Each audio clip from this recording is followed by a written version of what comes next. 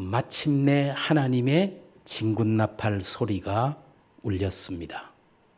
오늘 사도행전 13장 안디옥 교회를 통해서 하나님의 복음의 역사는 땅끝까지 전해지게 됩니다. 예루살렘과 유대와 사마리아를 넘어 땅끝으로 복음을 전하게 될 때에 안디옥 교회가 쓰임을 받았습니다. 오순절 성령의 역사로 예루살렘과 유대가 복음화되고 또 집사 빌립과 초대교회 교인들의 헌신으로 말미암아 사마리아가 마침내 안디옥 교회, 특별히 바나바와 바울을 시작으로 온 세계에 하나님의 복음이 전해지기 시작했습니다. 이제 사도행전의 중심 무대가 예루살렘 교회에서 안디옥 교회로 옮겨지게 됩니다. 베드로가 중심 인물이었다가 바울이 그 중심에 서게 됩니다.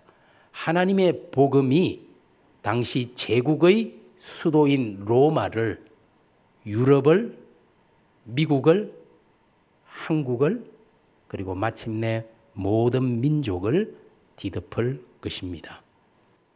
하나님의 계획과 섭리 가운데 우뚝 서서 그 중심 역할을 감당했던 교회는 바로 수리아의 안디옥 교회였습니다.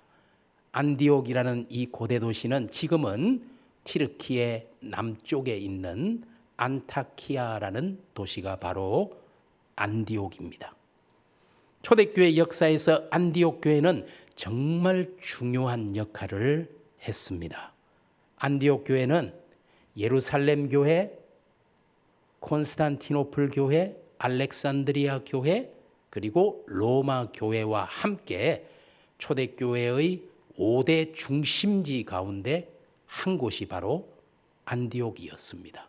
뿐만 아니라 초대교회 신학을 이끌었던 두 그룹이 있었는데 그것이 바로 안디옥 학파와 알렉산드리아 학파였습니다. 안디옥에서 믿는 사람들이 처음으로 그리스도인이라는 이름을 얻게 되었고 전 세계 복음화의 전초기지 중심지가 된 곳이 바로 안디옥 교회입니다. 사도행전 11장 26절이 밝히고 있는 것처럼 안디옥 교회에서 비로소 그리스도인이라 일컬음을 받게 되었지요. 그리스도인. 사실 사람에게 이름이 참 중요합니다. 사람들이 저를 부를 때 제 이름을 부르죠. 경수. 근데 제가 언젠가 한번 말씀드렸지만 이름이 너무 평범해서 저는 이 이름이 상당히 마음에 들지 않았거든요. 여러분은 어떠세요? 여러분들의 이름이 만족스러운가요? 만족스럽든 만족스럽지 않든 부모님이 지어주신 이름이니까 바꿀 수도 없고 물론 계명을 하는 분도 계시긴 하지만 그냥 만족하는 게 정신 건강에 좋겠습니다.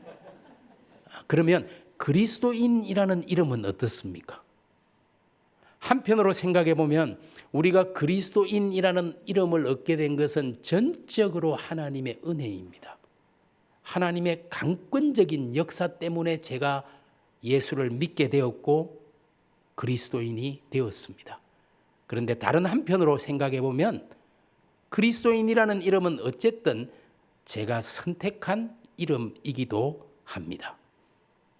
여러분이 선택한 그리스도인이라는 이 이름에 여러분들은 만족하시는지요? 누구나 좋아하는 사지선다행으로 매우 만족한다. 그런 대로 만족한다. 그렇게 자랑할 것은 못 된다. 부끄럽게 생각한다. 여러분들은 이 그리스도인이라는 이름에 대해서 어떻게 받아들이고 있는지요? 안디옥에 있던 그리스도인들은 이 그리스도인이라는 이름에 대해서 만족할 뿐만 아니라 그 이름에 걸맞게 살아가려고 몸부림쳤던 사람들입니다. 여러분, 그리스도인, 그리스도를 따르는 사람, 그리스도에게 속한 사람이라는 뜻이잖아요. 크라이스트, 그리고 이안이라는 게 붙어서 그리스도를 따르는 사람, 그게 크리스찬, 그리스도인입니다. 사실 이 이름은 그렇게 호의적으로 불렀던 이름이 아니고 에이 저 예수쟁이들, 이런 뜻으로 주변 사람들이 안디옥의 사람들을 저 예수쟁이들, 그리스도인들 이렇게 부른 이름이었죠. 그런데 예수쟁이를 예수쟁이라고 하는 게 뭐 잘못된 것은 아니죠. 안디옥의 예수쟁이들은 그 이름에 만족했을 뿐만 아니라 정말 예수쟁이답게 살려고 몸부림쳤던 사람들입니다. 여러분, 그리스도인이란 어떤 사람들입니까? 예수를 닮은 작은 예수, 예수의 붕어빵이 되어야 합니다. 작은 예수답게 철저히 주님을 닮아야 합니다. 그리스도인에게서는 예수의 냄새가 나야 합니다. 서당계 3년이면 풍어를 엎는다라는 속담이 있는데, 우리가 예수를 믿은 지 3년 아니 10년 어쩌면 30년이 되어도 왜 우리에게서 예수의 냄새가 나지 않을까요? 왜 우리는 예수의 흉내를 내지 못할까요? 우리가 온전히 주님께 속해 있지 않기 때문입니다. 한 발은 주님께, 다른 한 발은 세상에 걸치고 있기 때문에 우리에게서 예수 냄새가 나지 않습니다.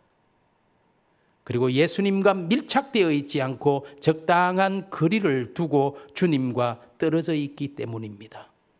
우리의 예배 생활도, 말씀 생활도, 기도 생활도, 찬송 생활도 주님과 어느 정도의 거리를 두고 있지는 않은지요. 우리가 정말 예수쟁이가, 그리스도인이라는 이름에 합당한 사람이 되기를 원한다면 우리 안에 간절한 기도가 살아야 합니다. 말씀이 우리 삶 가운데서 꿈틀꿈틀 거려야 합니다. 찬송이 터져 나와야 합니다. 예배의 감격에 빠져야 합니다. 그럴 때라야 우리를 통해 믿지 않는 사람들은 거룩한 충격을 받게 될 것이고 주님의 이름이 영광을 받게 될 것입니다. 안디옥의 그리스도인들은 도대체 어떤 사람이었길래, 안디옥 교회는 어떤 교회였길래 초대교회 하나님 나라 확장 사역을 위해 하나님의 손에 들린 도구가 되었을까요? 오늘 저는 안디옥 교회와 안디옥의 그리스도인들을 생각하면서 우리 기쁜 소식 교회도 그런 교회, 그런 성도 되기를 원하는 마음으로 몇 가지 안디옥 교회를 살펴보고자 합니다. 첫째로, 안디옥 교회는 다양성을 포괄할 수 있는 열린 교회였습니다. 지금 우리 한국 교회 안에 열린 교회, 열린 예배라는 말이 참 많이 사용되는 것 같습니다. 그래서 실제로 교회 이름이 열린 교회인 교회가 굉장히 여러 곳에 있지 않습니까? 그런데 어떤 교회가 열린 교회일까요? 항상 교회 문을 열어둔 교회가 열린 교회일까요? 어떤 예배가 열린 예배일까요? 악기를 사용해서, 그리고 박수도 치면서 찬송을 메들리로 이어서 불러가면서 그렇게 찬양하고 예배드리는 교회의 예배가 열린 예배일까요? 그러면 차분하게 피아노 반주에만 의지해서 경건하게 예배를 드리는 것은 닫힌 예배일까요?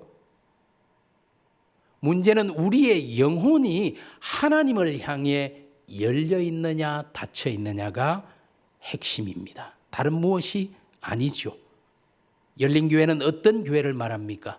하나님을 향해, 세상을 향해, 이웃을 향해 열려 있는 교회. 인종의 벽, 민족의 벽, 세대의 벽, 빈부의 벽을 넘어서서 모두가 복음 안에서 하나가 될 수 있는 교회, 그 교회가 진정으로 열린 교회라고 생각합니다.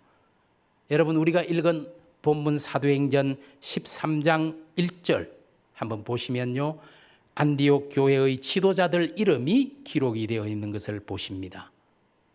안디옥 교회에 선지자들과 교사들이 있으니 곧 바나바, 그리고 니게르라 하는 시므온, 그리고 구레네 사람 루기오, 분봉왕 헤롯의 젖동생 마나엔 및 사울이라. 그런데 이 이름 중에 시므온과 루기오라는 이름, 여러분, 시므온은 니게르 사람 시므온이라고 되어 있잖아요. 흑인이죠. 니게르, 니그로라는 단어가 바로 여기에서 나왔습니다. 그리고 구레네 사람 시므온, 루기오, 두 사람은 흑인으로 봐야죠. 구레네는 지금 북아프리카 리비아의 옛 도시였던 키레네가 그 당시 구레네였습니다. 인종의 벽을 뛰어넘은 것입니다. 그리고 바나바는 귀족이죠. 그리고 헤롯의 젖동생인 마나에는 왕족에 가까운 귀족입니다. 어떻습니까? 신분의 벽도 뛰어넘었습니다. 그리고 이 다섯 사람 바나바부터 사울까지는 연령순으로 기록이 되어 있습니다. 세대의 벽도 뛰어넘고 하나가 된 것입니다. 특별히 사울이라는 사람은 어떤 사람입니까? 그리스도인들을, 예수 믿는 사람들을 잡아 죽이던 박해자요 핍박자였습니다. 그런데도 불구하고 안디옥 교회는 그 사람까지 자기 교회의 지도자로 받았습니다. 편견의 벽도 뛰어넘었습니다. 이랬기에 바울은 후일에 그리스도 예수 안에서는 유대인이나 이방인이나 남자나 여자나 자유인이나 종이나 모두가 하나라고 말할 수가 있었습니다. 자기가 속한 안디옥 교회가 그런 교회였기 때문이죠. 안디옥 교회는 자기보다 남을 낮게 여기는 열린 사람이 되라고 우리에게 웅변적으로 말하고 있습니다. 세상을 향해, 이웃을 향해 열려 있어야 합니다.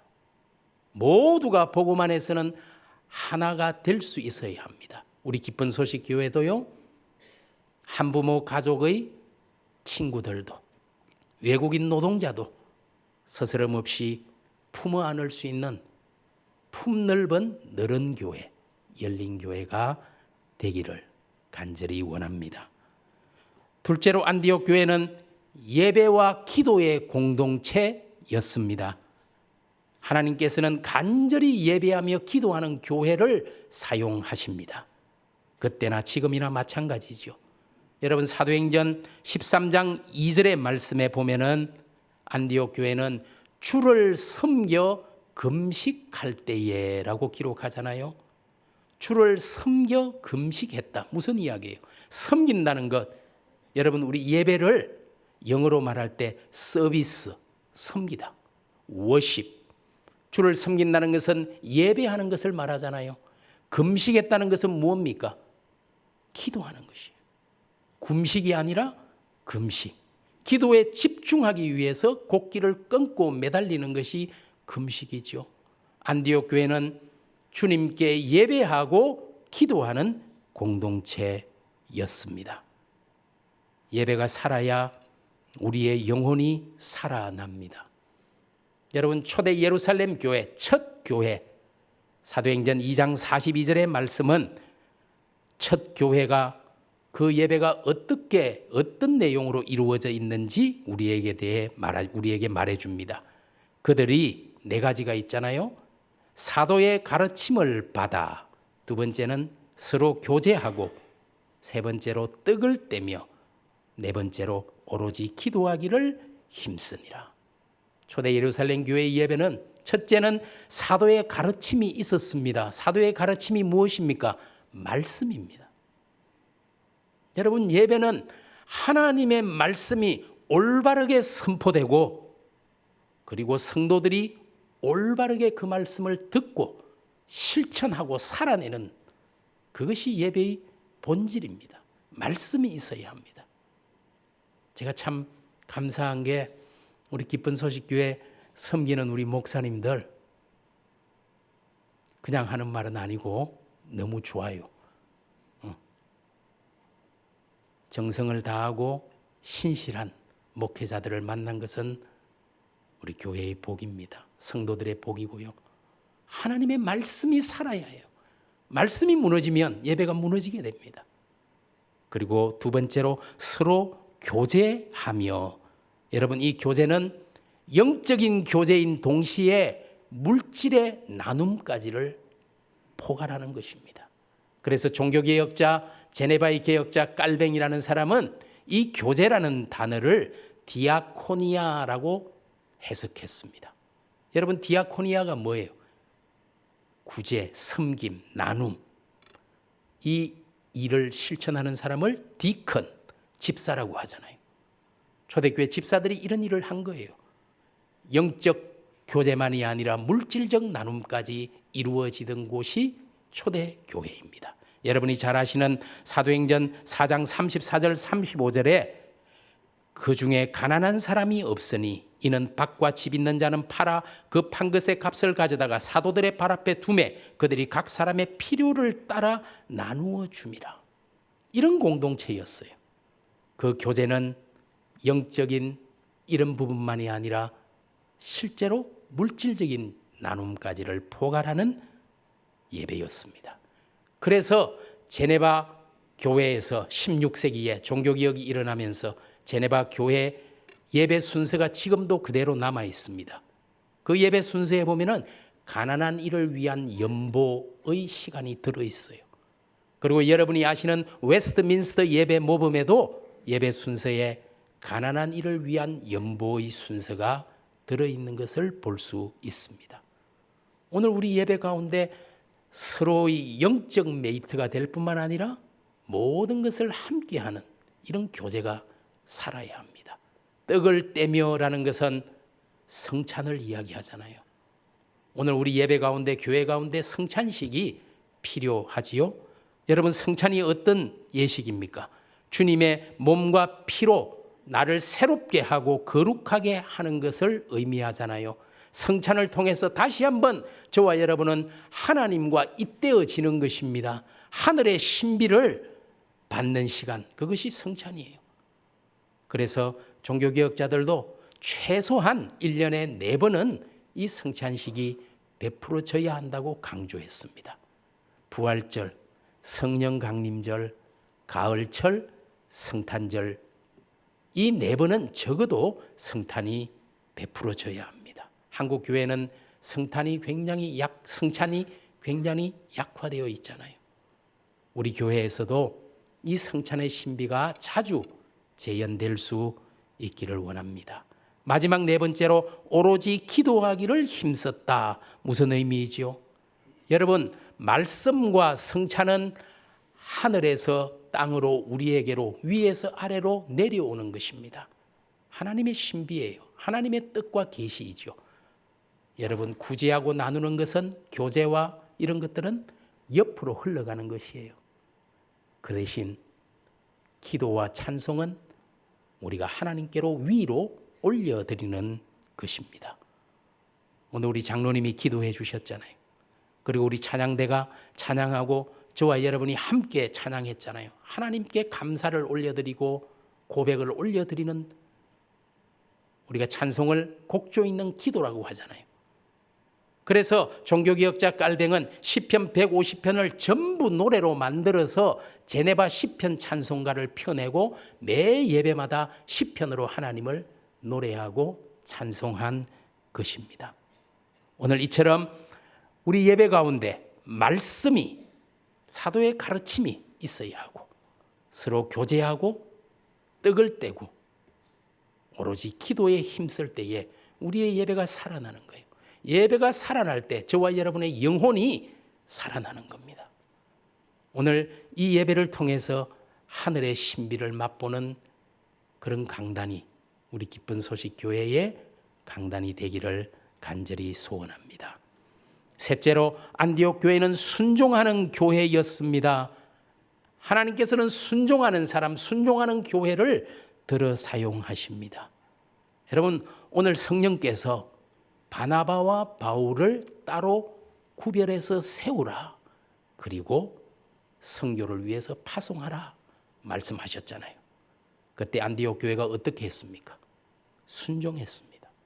사실 안디옥 교회는 개척한 지 1년밖에 되지 않는 이제 막 그런 말을 시작한 교회입니다. 우리처럼 이렇게 24년의 이런 탄탄한 토대를 가지고 있는 게 아니잖아요. 그냥 1년 된 거예요. 하나님, 저희들이 조금 더 단단해지고 좀 더 성장하고 나서 이렇게 선교 사역을 시작하면 어떨까요? 라고 말하지 않았습니다. 하나님, 바나바와 바울은 우리 교회 지도자 가운데 정말 핵심입니다. 이 두 사람을 빼서 나가버리면은 우리는 정말 바람 빠진 풍선이고 안고 없는 찐빵입니다. 한 명하고 다른 한 명을 붙여서 보내는 건 어떻겠습니까? 라고 말하지도 않았습니다. 순종했습니다. 오늘 성령이 말씀하실 때 사족을 달지 않았습니다. 다른 이야기 하지 않았습니다. 순종이 제사보다 낫다는 말씀을 기억하시기 바랍니다. 여리고성을 7바퀴 돌아라, 말도 되지 않는 하나님 말씀에 그대로 순종했을 때 여리고성이 어떻게 되었습니까? 더러운 요단강에 7번 몸을 담그라라는 이 황당한 말씀에 순종했을 때 문둥병자였던 나아만이 어떻게 되었습니까? 순종은 기적을 만듭니다. 여러분, 하나님께서 말씀하실 때 성령의 세미한 음성이 들릴 때는 순종하시기 바랍니다. 순종하지 않으면 어떻게 되느냐? 두 가지가 있어요. 첫째, 하나님께서 다른 사람을 통해, 다른 교회를 통해 그 뜻을 이루십니다. 자기 축복을 빼앗기는 거예요. 자기 밥그릇 차는 거예요. 두 번째, 우리가 순종하지 않으면 하나님께서 강제로 하도록 하십니다. 쉽게 말하면 그냥 할래 맞고 할래 중에 택하는 거예요. 하나님의 고집은 못 꺾습니다. 순종이 상책이고 최선책입니다. 오늘 성령의 음성이 들릴 때는 우리 교회가 지금 이건 못할 텐데, 이 두 사람 못 보낼 텐데. 아니죠. 순종해서 3절에 보니까 보내니라, 파송했다라고 말합니다. 오늘 우리 기쁜 소식 교회도 하나님의 말씀에 토달지 말고 순종하는 그런 성도, 그런 교회 되기 주님의 이름으로 축복합니다. 넷째로, 안디옥 교회는 선교하는 교회였습니다. 여러분, 안디옥 교회의 교인들은 처음으로 그리스도인이라고 불렸잖아요. 사도행전 11장 26절에 제자들이 안디옥에서 비로소 그리스도인이라 불림을 받게 되었더라. 여러분, 여기 외에 그리스도인이라는 단어가 신약 성경에 3번 나옵니다. 이제 여기 한 번 나왔고 다른 2번은 어디서 나오느냐면요. 첫 번째는 베드로전서 4장 16절에 보면은 이런 말씀이 있어요. 만일 그리스도인으로 고난을 받으면 부끄러워하지 말고 도리어 그 이름으로 하나님께 영광을 돌리라. 이 무슨 말씀이죠? 이 당시 그리스도인이 된다는 것은 고난을 받는 사람이 된다라는 의미입니다. 그리스도인으로서 고난을 받으면 부끄러워하지 말고 오히려 영광스럽게 생각하라. 초대교회는 그리스도인이 된다는 것은 곧 고난받는 사람이 된다는 의미였죠. 또 다른 한 곳은 사도행전 26장 28절에 보시면 바울이 아그리빠 앞에서 복음을 전했을 때 아그리빠가 바울에게 이르되 너가 적은 말로 나를 권하여 그리스도인이 되게 하려 하는도다. 어떻습니까? 그리스도인은 바로 전도하는 사람이었다는 말입니다. 초대교회 그리스도인은 복음을 전하는 사람, 모든 이에게. 그러다가 고난을 받게 된다면 그 고난까지도 부끄러워하지 않고 당당했던 사람이 바로 그리스도인입니다. 그리스도인은 예수를 모든 사람에게 알리려는 사람이죠. 안디옥의 그리스도인들은 주님 만난 그 감격과 희열을 자기만 간직하고 있지 않았습니다. 그리스도가 누구인지, 십자가와 부활이 무엇인지, 그분으로 인해 내가 얼마나 변화되었는지를 다른 사람에게 전하기 시작했죠. 그것은 당시로서는 고난을 각오해야 할 일이었습니다. 여러분, 바울이 복음을 전하다가 얼마나 고난을 받았는지 우리는 고린도후서 11장 말씀에서 바울이 당한 고난을 일부라도 이해할 수 있게 됩니다. 한번 말씀을 보여주시면요. 내가 수고를 넘치도록 하고 옥에 갇히기도 더 많이 하고 매도 수없이 맞고 여러 번 죽을 뻔하였으니 유대인들에게서 40에서 하나 감한매를 5번 맞았고 3번 태장으로, 1번 돌로, 3번 파선하고 일주야를 깊은 바다에서 지냈고 여러 번 여행하면서 강의 위험과 강도의 위험과 동족, 이방인, 시내, 광야, 바다의 위험, 거짓 형제 중의 위험을 당하고 수고하고 애쓰고 여러 번 자지 못하고 줄이고 목마르고 굶고 춥고 헐벗었노라. 이외의 일은 고사하고 아직도 날마다 내 속에 눌리는 일이 있으니 곧 모든 교회를 위하여 염려하는 것이라. 여러분, 바울도 안디옥의 그리스도인들도 복음 때문에 그리스도를 위해 받는 고난과 상처 부끄러워하지 않았습니다. 그것을 오히려 최고의 훈장으로 생각했습니다. 그래서 바울이 갈라디아서 6장 17절에서 이렇게 고백합니다. 내가 내 몸에 예수의 흔적을 지니고 있노라. 내가 주님 때문에 복음 때문에 매맞고 갇히고 줄이고 굶고 헐벗었던 그 흉터가 예수의 흔적이 훈장처럼 남아있다고 자랑으로 당당하게 이야기하고 있잖아요. 오늘 우리 기쁜 소식 교회도 주님 위해서 복음 위해서라면 기꺼이 어려움도 부끄러워하지 말고 당당하게 이겨낼 수 있는 귀한 교회가 되기를 원합니다. 마지막 5번째로 안디옥 교회는 구제하는 교회였습니다. 여러분, 유대의 역사학자인 요세푸스라는 사람이 기록한 책에 보면 로마의 4번째 황제였던 클라우디오 황제 통치 시기에 팔레스타인의 예루살렘 인근에 큰 흉년이 들었습니다. 사도행전 11장 28절에서 30절은 이때의 상황을 우리에게 말해주고 있습니다. 그 중에 아가보라 하는 한 사람이 일어나 성령으로 말하되 천하에 큰 흉년이 들리라 하더니 클라우디오 때에 그렇게 되니라. 제자들이 각각 그 힘대로 유대에 사는 형제들에게 부조를 보내기로 작정하고 이를 실행하여 바나바와 바울의 손으로 장로들에게 보내니라. 무슨 의미입니까?